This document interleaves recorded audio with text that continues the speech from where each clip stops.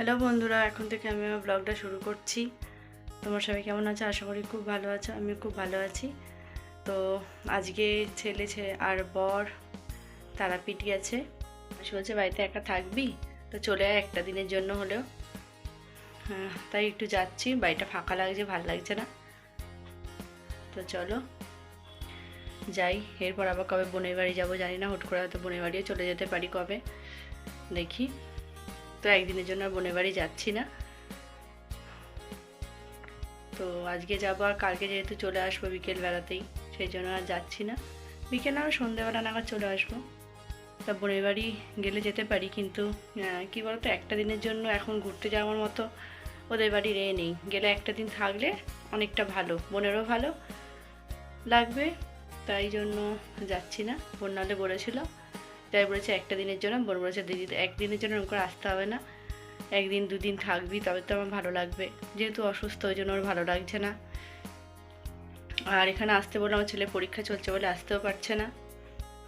তো চলো মাসির বাড়ি বেরিয়ে পড়ি। ছেলে যেত না, ছেলেকে রাজি করিয়ে নিয়ে যাওয়া হয়েছে। বাড়িতে একা একা থাকবো, আজকে শুক্রবার, সেজন্য বাড়িতে একা একা থাকবো বলে আমি ভালো লাগছে না। ওই জন্য বড় মাসির বাড়ি চলে যাচ্ছি।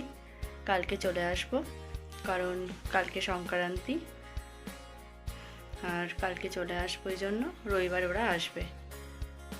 এই দেখো, একেই বলে সিরিয়াল প্রেমী। সিরিয়াল ছেড়ে কাপড় পরে রেডি, কিন্তু সিরিয়াল ছেড়ে উঠতে আর পারছে না। একটু কেনাকাটা করবার জন্যই আমরা আর কি বেরোবো। এই বলেছিলাম বড় মাসি কিনবে।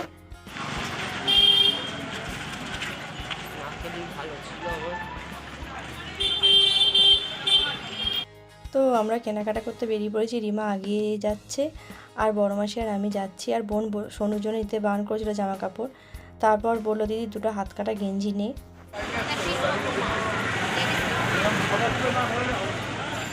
আমরা শপিং করতে যাই, শপিং।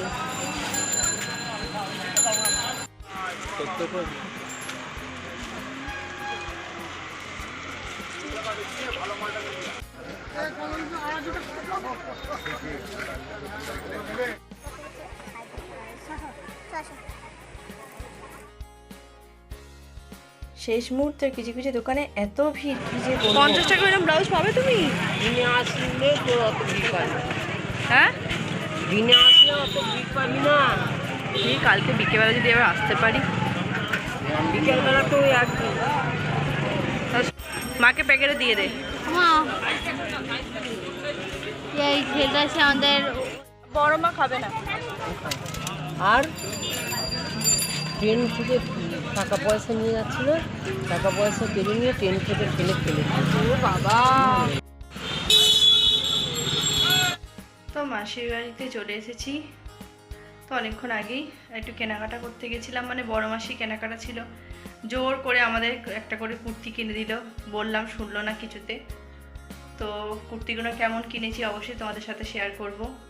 আমার, রিমা, টুকায়ের আর মমের, মানে আমার বোনের, 4 জনের। তো অবশ্যই দেখাবো তোমাদের। হলো এবার চেঞ্জ করে নিয়েছি, নিয়ে এবার ঘরে বসে একটু টিভি দেখি, বড় মাসির সঙ্গে একটু গল্প করি। চলো। পরোটা আর আলুর দমটা খেয়ে এবার বসে পড়েছি কুর্তি নিয়ে। তো কুর্তিগুলো দেখো কি সুন্দর সুন্দর কালার। এটা টুকায়ের, এই নিচেরটা হচ্ছে রিমার, এটা হচ্ছে আমার, আর এই পার্পেল কালারেরটা এটা হচ্ছে বোনের। তো 4 জনের 4টে কুর্তি। কুর্তিগুলো খুব সুন্দর দেখতে। তো অবশ্যই কমেন্ট করে জানাবে কুর্তিগুলো কেমন হয়েছে। আজকে ভিডিওটা যদি ভালো লাগে অবশ্যই চ্যানেলটিকে সাবস্ক্রাইব করবে। তো কুর্তি তো বড় মাসি জোরজবস্তি করে কিনে দিল, কিন্তু কুর্তি তো পরবো না, কারণ পয়লা বৈশাখের দিন ছেলে বাড়িতে থাকবো না, বিকেলবেলা আসবে, তাই জন্য আর পরা হবে না, পরে পরবো। আর যখন পরবো অবশ্যই তো তোমাদের সাথে শেয়ার করবো আর দেখাবো।